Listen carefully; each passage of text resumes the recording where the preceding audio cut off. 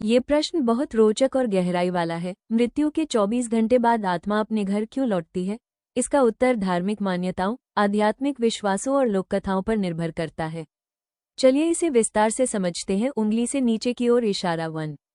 हिंदू मान्यता के अनुसार हिंदू धर्म में यह माना जाता है कि मृत्यु के बाद आत्मा तुरंत शरीर को छोड़ देती है, लेकिन वह अभी पूरी तरह मुक्त नहीं होती।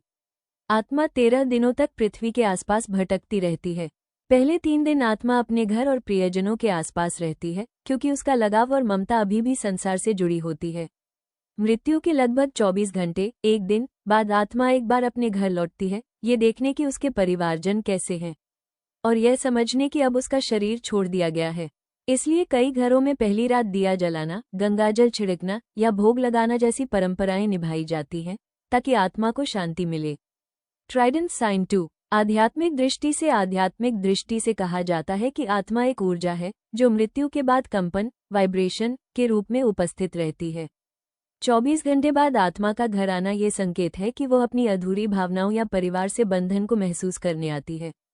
फिर धीरे धीरे वो ऊर्जा उच्च स्तर, हायर डायमेंशन की ओर बढ़ती है। 3। लोककथाओं और ग्रामीण परंपराओं में गांवों में मान्यता है कि मृत्यु के बाद आत्मा पहली रात घर का चक्कर लगाती है। इसलिए उस रात दीपक जलाकर रखा जाता है, खाना बाहर रखा जाता है, कोई घर के द्वार बंद नहीं करता ताकि आत्मा को आने जाने में बाधा न हो।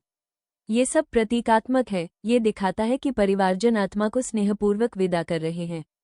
आकाशगंगा 4। वैज्ञानिक दृष्टिकोण। विज्ञान के अनुसार आत्मा का कोई ठोस प्रमाण नहीं है। मृत्यु के बाद ऊर्जा के रूप में जो कुछ होता है उसे भावनात्मक अनुभव, स्मृतियां या मानव मन की संवेदनशीलता कहा जा सकता है। परंतु धर्म और विज्ञान दोनों मिलकर यह बताते हैं कि मनुष्य मृत्यु के बाद भी स्मृति और भावना के स्तर पर जीवित रहता है।